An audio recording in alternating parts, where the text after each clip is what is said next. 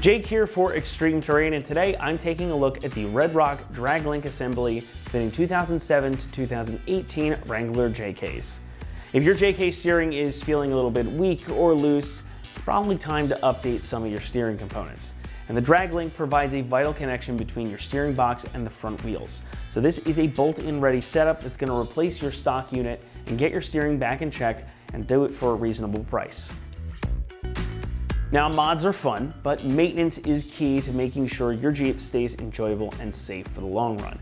And Jeeps in general tend to chew through steering and suspension components, even if you're not doing heavy-duty off-roading. So if you're experiencing something like death wobble or just some general looseness in the steering, something in the Drag Link area might be the culprit. And what we've got here is a fully assembled kit that is going to get that corrected and have your JK driving properly again. So instead of piecing things together, grabbing the ball joint here, this part somewhere else, this setup comes ready to go just as you see it out of the box. It makes life easy for you, and it removes some of the guesswork from purchasing the parts and doing the installation. Now, the Drag Link again is super important because it is the direct connection from your pitman arm and thus your steering box to the knuckles, meaning that if this gets sloppy anywhere in it, your steering is going to feel, well, pretty terrible. Now, this one is meant to strengthen that connection. You get an adjustment collar already set up and ready to go. It gives you some leeway to make sure everything is dialed in properly. Plus, you've got new ball joints on either end, which are quite stiff. I'm not going to be able to move these on the table like this. Now, obviously, they are already pressed in, so you don't need to worry about pressing in new ones, getting your old ones out. All that hard stuff is already done for you. These come pre-lubricated and they're sealed in heavy-duty grease boots, so they're a bolt-on, ready-to-go solution. You've even got new lock nuts on there too. So it should be much more sturdy than whatever you've got on there now, especially if you're still rocking the original part. Now, I want to take a moment to acknowledge that this is more of an OEM type replacement than it is an upgraded, modified, or specialized part. So if you're dailying your JK, this is going to suit your needs perfectly. However, if you are going to do some serious heavy-duty off-roading or rock crawling and you need more adjustability, you might want to take a look at one of the more off-road oriented choices that we have on our site. However, this one is pretty darn solid. Again, it's much more of an OEM type of replacement.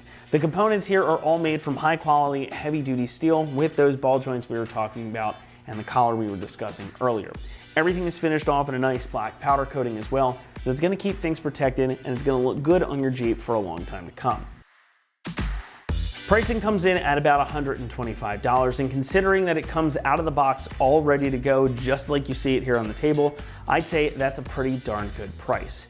You'd be hard-pressed to find another Drag Link assembly for less, especially if you go to the dealer for it, and piecing the components together separately is probably gonna end up costing you just as much, if not more. So this is gonna save you some time and some cash and some hassle as well, and it's gonna get your Jeep back to steering the way that it should. Installation gets a 2 out of 3 on our difficulty meter and should take you about 2 hours to complete the job. Now, like I mentioned, this is a bolt-on component, definitely something that you can accomplish at home. However, it is gonna take you some time to do. You've gotta get up in there, separate those original ball joints too, and if you've ever had to do that sort of a job before, it can be a little bit difficult, so just have some patience. But fear not, we're gonna hand it over to one of our XT customers now, who's gonna walk you through that entire process. All right, this is every single tool I used today. Got our jack stands, some penetrating oil. There's the old Drag Link and the old tie rod that I took off. You can see the ball joint separator tool, vice grips, crescent wrench, breaker bar, torque wrench, 1/2-inch driver extension, 19 and 22 inch millimeter sockets. Could have used a 21. I ended up using my box end wrenches for that, but maybe a 21 in there too. I've got a 14, 15, 19, and 21 millimeter box end wrench I used. A couple different Allens. One was for the posts and the tie rods and the Drag Links. One was for my aftermarket steering damper. I don't know what the size is. Have a set. And again, a flathead screwdriver. That was for my damper. Pair of gloves, highly recommended. For what it's worth, those are 8 mil thickness. Very sturdy, don't rip open while you're working like some of the thinner ones. That's a stock steering damper, which is not what I used today, but I had it laying around, so that's what it looks like. And that's it. So to be just real clear what we're looking at here, this is the driver's side. All right, so you've got your upper ball joint, lower ball joint is down below. All right, sway bar, drop link. This is the tie rod. So when you're turning your steering wheel, the drag link turns the passenger side wheel, the tie rod ties the steering knuckle to the other side so they turn together. So we're going to replace this tie rod and we're going to replace this drag link here. I've already replaced my track bar. It was worn, the bushing was really worn, and honestly I just didn't want to deal with bushings and pressing them out. So to make my life quick and easy, I just put in a new track bar that came with the bushings already pressed in, and then I put an aftermarket steering damper as well, just to suppress some vibration there. So you can see that's mounted on the tie rod here, so we'll have to disconnect that to get the tie rod off and then put it on the new one. But these are all stock components, and we're going to be replacing with stock equivalent components. No lift or anything like that on this Jeep. Okay, I'm going to take my 21 millimeter box end wrench. I happen to have a ratcheting one here just to make my life easy. I actually bought this for this project. This is something I've wanted for a long time, honestly. They're not cheap, but they can be so nice. Like I said, I've wanted them for a long time, and just finally used this as my justification to get them. Boom, there you go, that wasn't too bad. I used two hands and gave it a bit of a little oomph. That wasn't too bad. Like I said, this is a 15-year-old Jeep. This is my drag link here. It's coming across, starting from the pitman arm. This is the pitman arm here. Comes off the bottom of the steering column. All right, it's going to attach to this drag link here to turn the passenger side, the right side wheel. So I want to loosen this nut right here. It's hard to get to because there's a bunch of suspension components in the way. So try a couple different angles. I guess if you really needed to, you could try to remove the sway bar. Oh yeah, it's just making this job so much easier.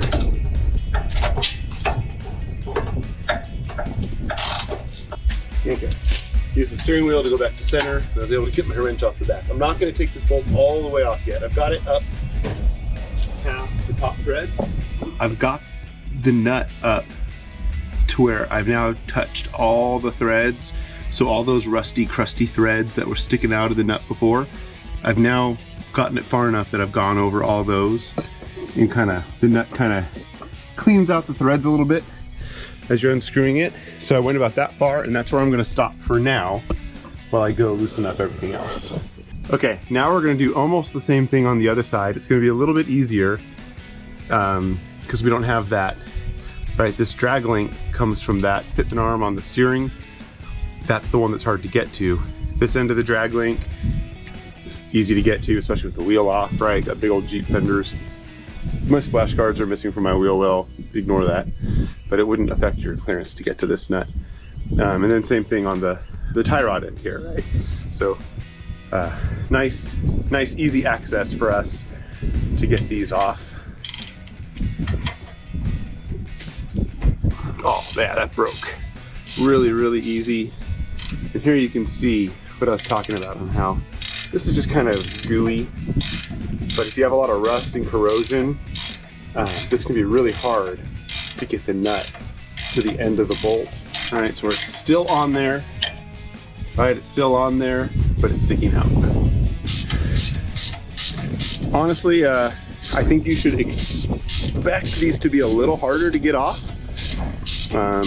You might even want to try breaking them loose on the ground if you can reach them. Like I said, the pitman's harder.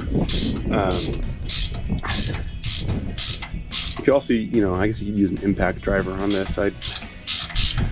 Like I said, some people can use them without a problem, but sometimes you see the evidence. This is a really good shot right here of that torn boot. You see that? It's torn, grease is coming out. Like I said, you could replace just that drag link end. From what I saw, you know, they're varying in price, but on average it seemed like they were about 50 bucks a piece.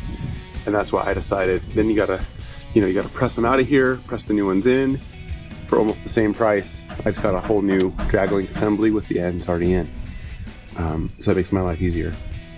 So now the question is, how are we gonna drop these down? There's a couple options. There's a tool, it's almost like a caliper compression tool.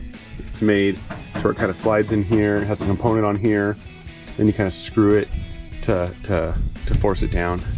There's also a ball joint separator tool, goes in here like a fork, and you just kind of work it in, which I have that on standby. And then there's also BFM, which is a big freaking hammer. And we hit this nut up here because it's up above my threads. My threads are protected, although in this case it doesn't matter because I'm throwing this away. Whack it a couple times and this should drop out, right, on all these. So we're gonna try the big hammer first, just because, you know, it might only take a second or two and then we're done. But we have, you know, those other couple options if we need them. And you might be able to rent those tools from your local auto parts store if you don't have them on hand. The ball joint separator fork. I don't know what to call the that other tool. It's another type of, I think of it as a ball joint separator, tie rod end separator. Your local auto parts store, she will help you that if you need it. Okay, we have found our big hammer. This is overkill. This is a 10-pound sledge. Honestly, I was looking for my 3 and I found this one first, so I'm just gonna be gentle. There you go. That was, I mean, you can see how I'm holding it. And I mean, I could have gone 100 times harder than that, right? You don't want to, you know, just minimum force, right? Just kind of using the weight to kind of knock it down. And be careful here to make sure I don't hit anything I don't want to. And again, just using the weight, nothing crazy. There you go. And the only reason that took so many swings is I was being real gentle, increasing the force very, very slowly, you know, not using, not even quarter strength on this, right? Just trying to tap it out with the minimum force. You can see over on this side, I didn't back this one off as far as some of the others. So let me just catch back up. And again, I'm not reusing these, so it doesn't really matter, but I don't know, it just feels prudent. If you were trying to, if for some reason you were changing your tie rod or your drag link and you wanted to reuse your ends, you would not probably choose this method first. The tool that forks in and you ratchet it down to spread it, probably the best choice in that case. Boom, okay, again, not too hard, nice and soft. And that'll be ready to drop down. The only reason that hasn't dropped down yet is because I haven't disconnected that steering buffer that I showed earlier. So it didn't just crash to the ground when I did that. Well, because these nuts are on. So I'm gonna go over, I'm gonna unscrew that buffer, because I don't wanna be cranking on that when this thing falls to the ground. Okay, so this is my aftermarket steering buffer. The stock one mounts kind of like this, and maybe like this, I can't remember, but on the same piece, right, on the tie rod here. And for the stock one, it's going to be these 13mm nuts. So anyway, if you have a stock steering buffer, that's what the mount looks like. Very, very similar. Just need a different tool. Mine happens to use some Allen head screws. So I'm just gonna loosen this. And again, this was I'm not proud of this, but this was a So if you have a death wobble problem, which as it's commonly known, which is just an extreme shudder or shimmy in the front end, a lot of people will say, oh, steering buffer fixes it. Steering buffer doesn't fix it. Steering buffer hides it, or at least tries to hide it. And I needed a quick fix at the time. And between replacing my worn track bar bushings by just getting a new track bar and adding this stronger buffer, it took my car from my Jeep, from undrivable to drivable, right? But I didn't eliminate, well, no, changing the track bar eliminated a lot of the cause. Those worn, a lot of times it's a worn bolt hole. In my case, it was just really worn bushings. So it definitely removed a lot of the problem.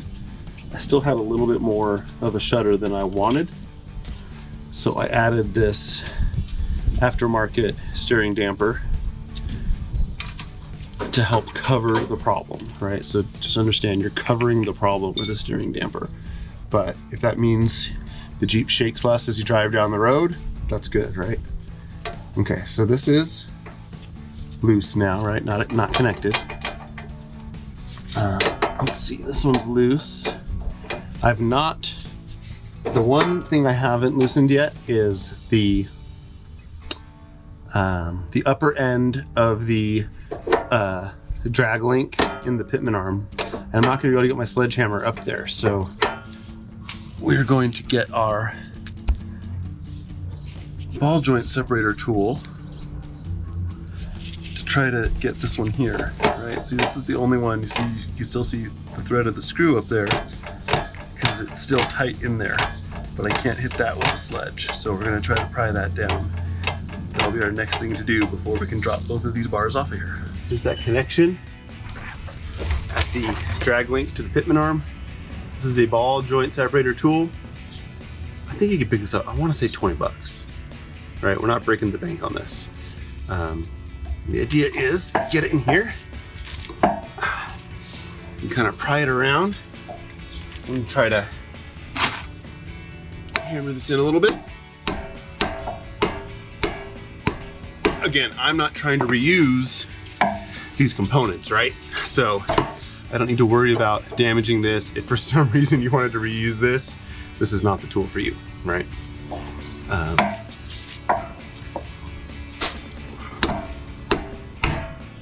Okay, now it's in there pretty good.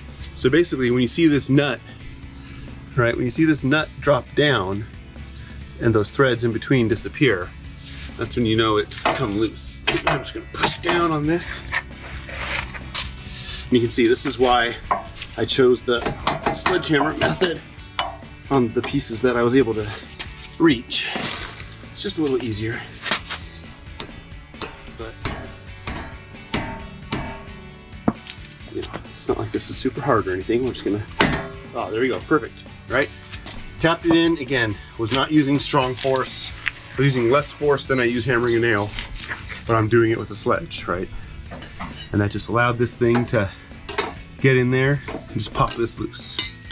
All right, so now that it's loose, we can take this nut the rest of the way off, although apparently not by hand. Try to, there we go. So now I'm taking this all the way off so I can actually drop the drag link off of here. And again, I'm feeling really good about my purchase of this ratcheting box end wrench. Like I said, I've thought about buying these for years, but I already had wrenches, you know, and it seemed like kind of a expensive luxury, but I just realized what's happening here. Because we loosened this, this post is spinning now, right? That's the whole reason why originally I loosened these. I loosened these nuts right at the beginning when those were nice and hard in there, and I wanted to go all the way to the top. The plan was, I thought they would be so loose that they would just spin off real easy, but they're just a little tighter than I expected. So the way this joint works is it's kind of cone shaped, this post here. So when it gets pressed up really tight, it holds in place and doesn't spin. But now that it's loose, it's just free spinning, which is what it's supposed to do. That's why it's a joint and not a regular bolt. That's also why my nut's not coming off, because my nut is on a little stronger than I thought it would be. And I was so busy talking about my wrench, I wasn't really paying attention. So what I'm gonna do is I'm just gonna push it back up in there. If I push it in hard enough. Okay, it's still spinning. Okay, so the other thing is if you can get some vice grips in on this post. Again, if you're gonna throw it away, right? Because the vice grips are gonna damage it. So we'll get some vice grips up in there to hold that. So that's another reason why you want to take this nut off as far as you can before you hit those out. Okay.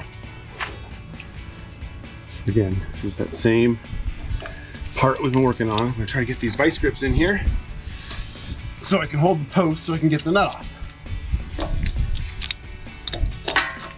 So it's definitely snug in here, as you would expect. A little too small. Okay, now let's see if that'll do it.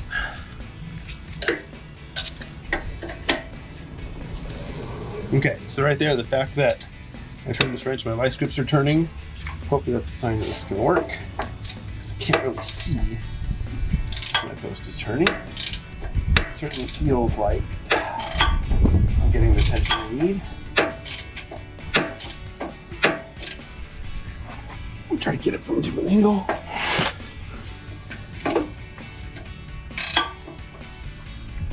Yeah, so I can see the post from this angle in between the vice grips here.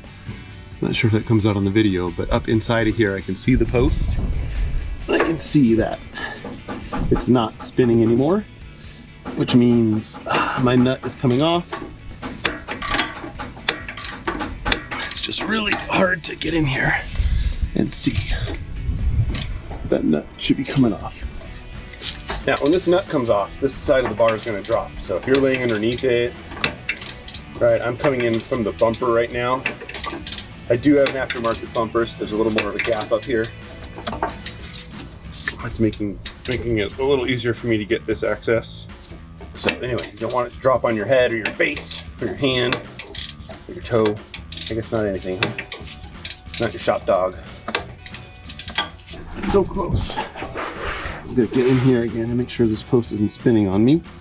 Oh, it is. It's spinning on me. So I'm gonna tighten these vice grips a little. Try again. So it wasn't spinning, but now it is. Okay, still again. Problem is the whole thing's coated in grease, right? So it's kind of hard to get a good grip on it, but I got it now. I can't believe this thing's not off yet. Holy crap.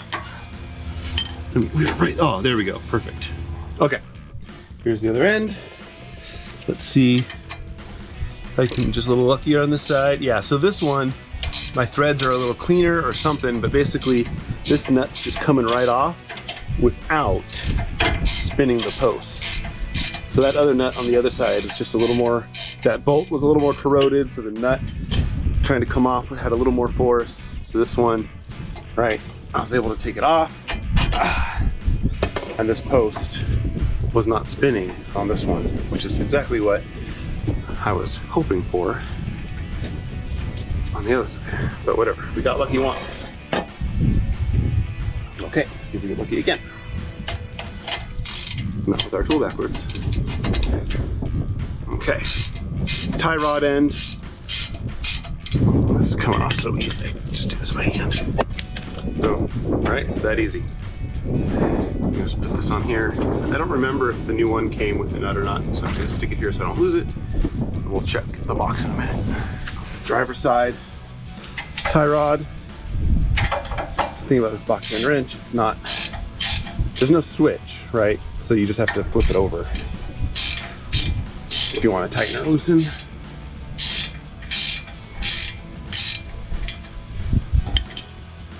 Oh yeah.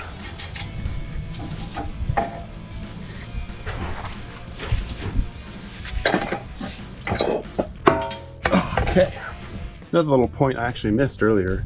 These bolts have, I couldn't see it on my stock ones because they were so dirty, but you actually can put an Allen head in here if it's spinning when you're taking it off instead of the vice grips. I actually forgot about that, like I said, because my stock ones were so dirty I couldn't even see it. So that's another option for when you're uninstalling these.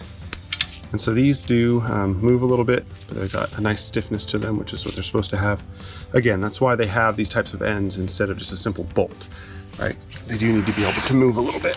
So we are going to, you can see, right, this moves freely now, all right? So the whole point, all right, the drag link fixes it to the steering wheel, tie rod ties the wheels together. So I'm just gonna stick this end of the tie rod here, get my nut. Actually, while I'm here, I will grab my drag link as well.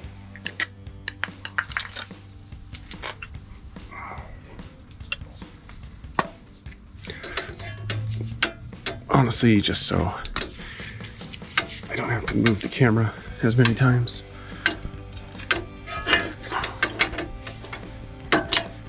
Okay.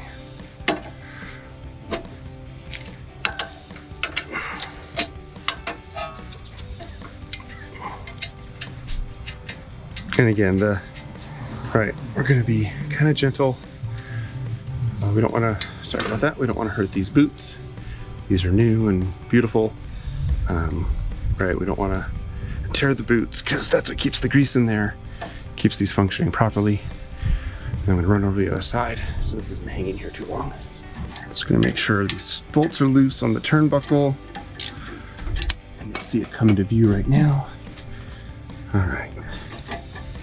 But remember, that far wheel is kind of free moving right now, so I'm just gonna kind of push it until it lines up with this hole. Grab the nut, and again, this is a nice new nut that came with the kit. Oh, there we go. Boom. All right, now my wheel and my tire aren't going to be quite aligned. Like, they're not going to agree on center now with this being shorter. We're going to adjust that in a little bit. First, all right, we're going to bring this tie rod into view. Take all this nice protective stuff off. It's a little snug, which is fine.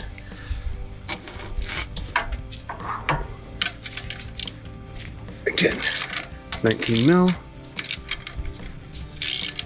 Okay. Look out for that. Okay, now it turns real nice. And again, if you remember, the tie rod was about the right length. So my wheels should be pretty parallel in terms of the toe and getting this, to the shop. So I'll just start with this one because it's right here. There's not a lot. This is, okay, so this is good to know. This is a slightly larger nut than stock. I'm gonna have to find out what size that is. My gut tells me it might not be metric because this is super close. So I'm gonna have to go find out what size that is. I don't have a 22 millimeter open end wrench handy, which isn't the end of the world, but means I can't use this Allen key right now either, unless I use my crescent wrench. So I'm going to come back with an Allen key and a crescent wrench for now.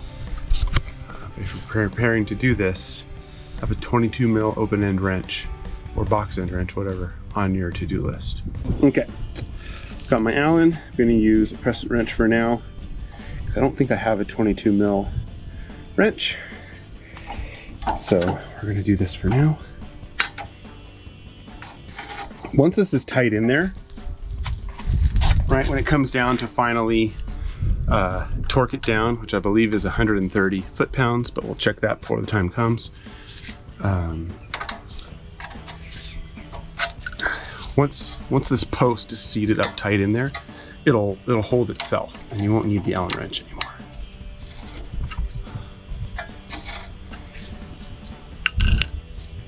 Because I do have a 22 mil socket handy.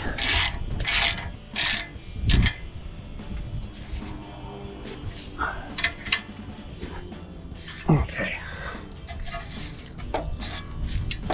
Now if we turn one wheel, both wheels turn together. Okay. We tighten up the other side.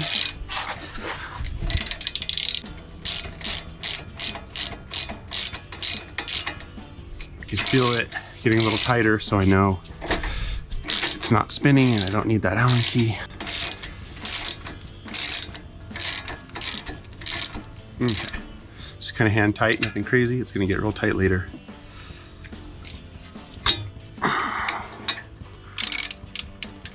And now the tie rod. Again, I'm holding the socket up, just confirming that post is not spinning. So I'm good to go. Again, kind of hand tight, not too crazy. Just make sure the side is snug as the other side. Okay. This is loose right now. All right, so this actually has to, all right, you can spin and move the side, but the tie rod was the one that was about the same as my stock length, so I don't need to adjust it. You can see here, you can spin it on both ends to adjust it if you need to, right? And then you clamp this down. You can see here the bracket for the steering damper, but I don't have the stock damper. My damper has its own bracket, so I'm going to just remove this. It's on there good and snug. This is a 14 mil.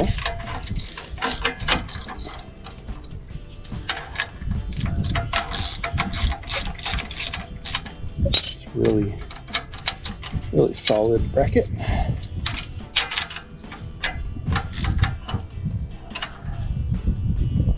Ooh, well, I might not be able to get this off without removing one end. Let me try to slide this over.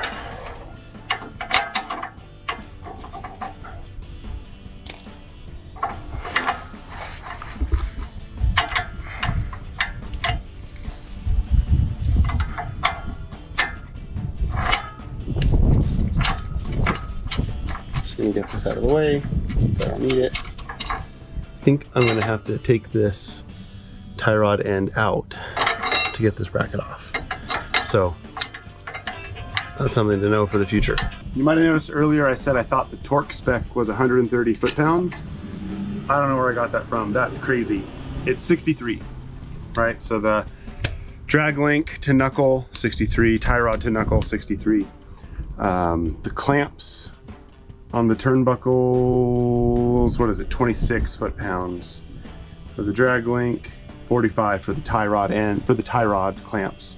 I think I was thinking about the track bar mounts, I think are 130. Anyway, 63. So I've got my torque wrench set to 63. Torque is important, right? You want it to be the right tightness. Some people think tighter is better. That's not true, right? You don't want to do, for example, 130 foot-pounds on something designed for 63. There, that click, that one's torque. And I'm gonna go down to my tie rod, a little more than half of that. Okay, we'll go to the other side. Okay, the same component, so it's the same torque spec. Tie rod end to knuckle.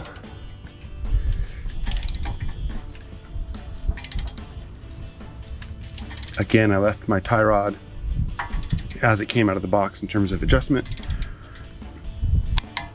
It was about the right height, or the right length, I mean.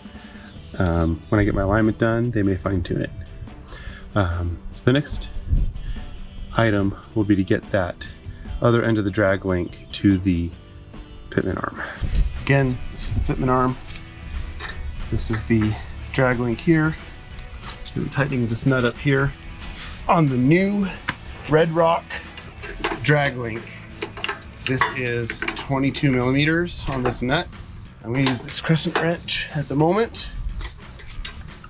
Actually, let me see how long I can use my socket.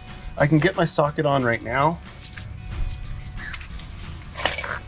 but eventually once that post comes through, it's gonna be worried it might get backed up against here, but let's see how long we can get away with it. Just because it'll make things a little faster. Again, really tight trying to get this thing here. Oh, there we go. Finally. Cool. 63 foot-pounds, nice and tight, like it should be. Okay, next I'm gonna attach my steering damper. Mine's an aftermarket, but the spec for mine is turn the wheel all the way to the right and then compress the steering damper to where it's within 1/4 inch of being fully compressed. Basically, so that means you know you can go all the way locked to the right without running out of room here. So that's all the way. I'm gonna bring it back 1/4 inch or so. Perfect. Now, I will tighten my clamp, this clamp here, onto my tie rod. I'm sure it's a similar process for stock. You're gonna have to look it up to be sure, but I'm sure just logically that would work just fine. Again, I showed you that stock clamp earlier. This tie rod comes with this clamp on it, but this clamp doesn't work with my aftermarket damper. I can't get this clamp off right now. I couldn't get the tie rod unscrewed. It was too tight for me to just hold this with my hands. So I'm gonna clamp it out of the way for now. And then I think I'm gonna cut it off with a grinder. And the good news is this is a really heavy duty bracket. But it's so heavy duty, I can't just like bend it and force it off. I'm gonna have to cut it off or something, or figure out how to get that that length on the end unscrewed. It can only go to the right. The tie rod to the left flares out a little bit, so this will not slide off the left side. I mean, it would slide off the right if I could get that end off. So, like I said, I'm gonna get that out of the way for now. And right now, my leading idea is to cut it with an angle grinder, but we'll see if I come up with a better idea between now and when I do it. Again, if you have a stock damper, that'll be the bracket you'll use. And basically had 2 bolts, 1 bolt to secure it to the damper. On the stock one, it actually runs underneath here. Mine runs up above because it's bigger and gets an oil.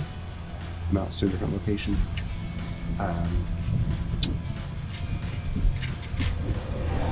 So, should be really easy. If you've done all this, reconnecting the damper is not going to be a problem.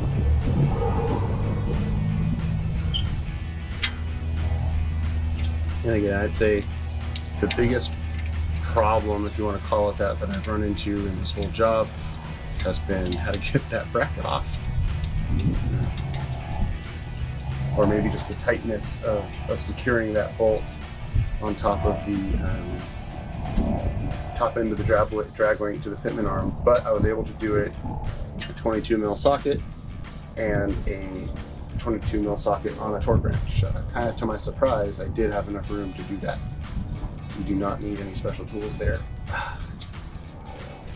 I'm now going to take this bolt that came with the steering damper. I'm sorry, that came with the tie rod for the steering damper. And I'm just going to put this, see it right there. I'm just going to kind of put this out of the way where it won't hang up on anything. I don't want it to hit any other suspension components and moves back and forth. So I'm just going to kind of clamp it out of the way for now. Just because that's what I have to do at the moment to wrap this up and be able to go to the alignment shop. And then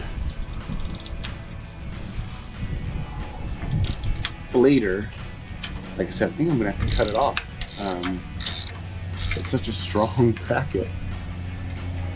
Which again, that's a good thing, right? That it's such a strong, well-made bracket. Like I said, I'll work on my plan for getting to that.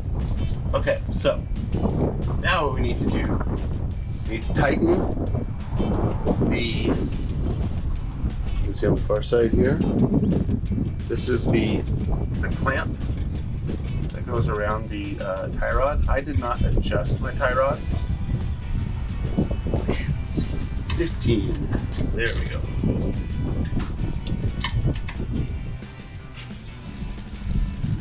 Oh yeah, this is very tight. Stop moving. Okay, this is the turnbuckle on the drag link. If you remember, this was too short. So this is going to mean when my steering wheel's at center, my wheels are not at center. It means my wheel's going to be kind of pointing to the left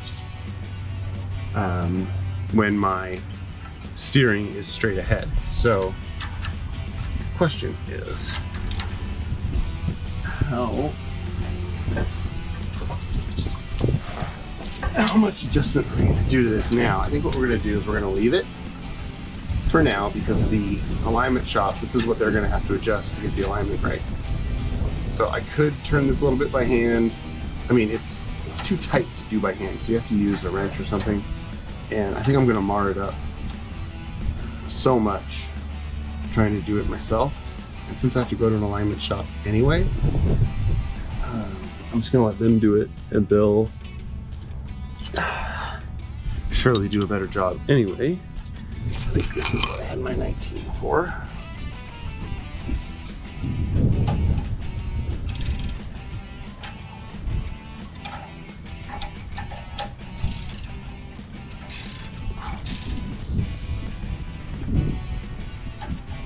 Get my hand out of the way there so you can see it.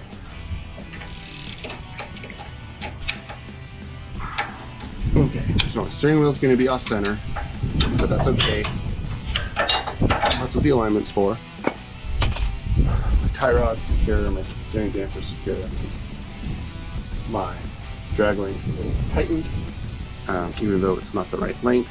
Alignment shop will fix that. I think we are all good to go. Something to point out that I encountered, again, I have an aftermarket steering damper. On the stock one, you won't see the rod sticking out like this. This one acts, it's dual acting both directions. The stock one is one way, only like when it compresses. So I have this extra rod sticking out. If this turnbuckle is turned the wrong way, it can interfere with this rod and can actually block your steering. So again, won't happen with the stock setup, but with certain aftermarket setups, it's just something to look out for. Have somebody turn the wheel, watch the movement, making sure, again, this bracket that I had moved, make sure nothing is going to get in the way of the steering. Nothing's going to get in the way of anything that moves side to side, or your steering could lock up. But I think now we are ready to put the wheels on and put this thing back on the ground. That's going to wrap it up here for our review and install of the Red Rock drag link assembly fitting 2007 to 2018 Wrangler JKs. Thanks so much for watching, and as always, for all things Jeep, be sure to keep it right here at extremeterrain.com.